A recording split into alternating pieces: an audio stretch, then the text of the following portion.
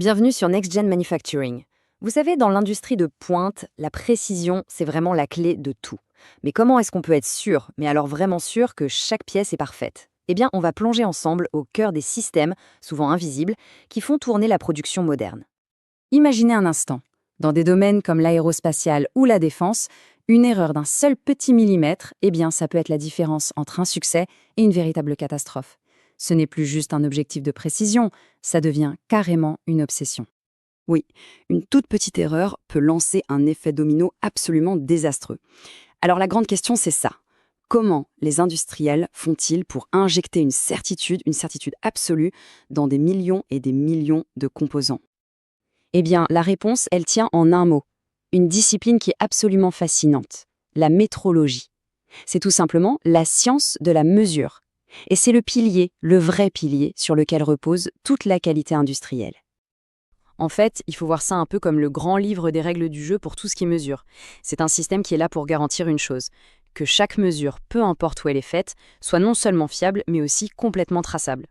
Et au cœur de la métrologie, il y a l'étalonnage. Alors là, c'est simple, c'est un peu le check-up complet pour un instrument de mesure. On le prend et on le compare à une référence, un étalon, qui est considéré comme parfaitement juste. Juste après l'étalonnage, on passe à la vérification. Et là, c'est le moment de la décision. C'est le verdict officiel, en quelque sorte. On se pose la question, est-ce que cet outil, on peut l'utiliser pour la production ou pas? C'est apte ou inapte? Donc pour que ce soit bien clair, l'étalonnage, ça nous dit de combien l'outil se trompe. Ça quantifie l'erreur. La vérification, elle, c'est le jugement. Elle décide si cette erreur, aussi petite soit-elle, est acceptable pour ce qu'on a à faire. C'est vraiment le go ou no-go final. Bon, maintenant qu'on a les concepts de base, voyons comment tout ça s'articule dans la vraie vie. On va suivre le parcours d'un instrument de mesure, un seul, depuis le moment où il passe la porte de l'usine jusqu'à la fin de sa vie. Alors voilà, dès qu'un nouvel outil est reçu, c'est le début d'un processus super rigoureux. D'abord, on s'assure que c'est le bon outil pour le bon travail. Ensuite, on l'enregistre, on lui donne un code d'identification unique, un peu comme une carte d'identité. Puis, hop, on le rentre dans la grande base de données centrale, sa fiche de vie. Et enfin, on définit son calendrier de contrôle. Rien n'est laissé au hasard. Et ce qui est génial avec ce système, c'est qu'à n'importe quel moment, chaque outil a un statut très clair. Soit il est actif, donc tout va bien, on peut l'utiliser, soit il est isolé, sa date de validité est passée, il attend son prochain contrôle. S'il y a un souci, il passe en quarantaine, là, interdiction de l'utiliser. Et s'il est vraiment irréparable, il est réformé, c'est-à-dire retiré du service. C'est ce qui garantit que seuls les bons outils sont sur la chaîne de production. Ok, tout ça c'est bien beau quand tout se passe comme prévu. Mais que se passe-t-il si, lors d'un contrôle, on découvre un problème? Si un outil est hors tolérance, comme on dit? Là, c'est l'alerte rouge. Immédiatement, un protocole d'urgence se met en place. L'objectif numéro 1, contenir le problème et protéger la production. Et ce protocole est super précis. D'abord, on isole l'outil, on lui met une belle étiquette rouge, non conforme. Ensuite, on ouvre un dossier, une fiche de non-conformité, pour tout tracer. L'étape cruciale arrive. On mène l'enquête pour savoir si cet outil défectueux a été utilisé sur des produits.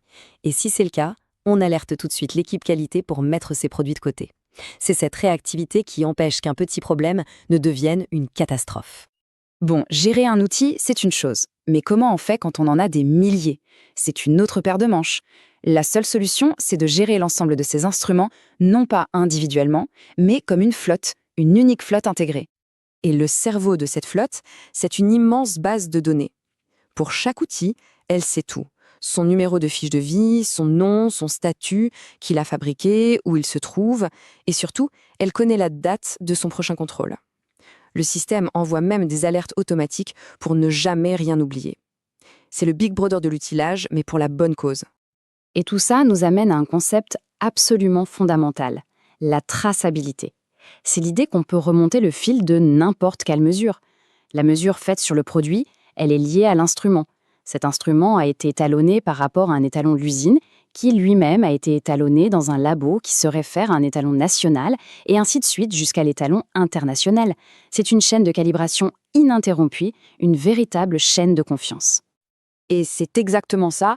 Le but de tous ces contrôles, c'est de s'assurer que les décisions sont toujours basées sur des résultats qu'on maîtrise parfaitement. Ce n'est pas juste de la paperasse, c'est la construction d'une confiance totale dans le processus. Et le résultat de tout ça, on atteint des niveaux de fiabilité qui dépassent les 99%. Un chiffre pareil, ça ne tombe pas du ciel, non. C'est la conséquence directe de ce système incroyablement méticuleux où chaque petit détail est suivi, géré et vérifié. Finalement, la leçon à retenir est assez simple.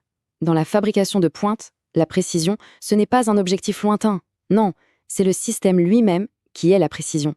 C'est le résultat d'un système de métrologie robuste, discipliné et qui travaille en coulisses, silencieusement. Et au fond, ça pousse à réfléchir. Combien d'autres systèmes comme celui-ci, totalement invisibles, façonnent le monde dans lequel on vit tous les jours ?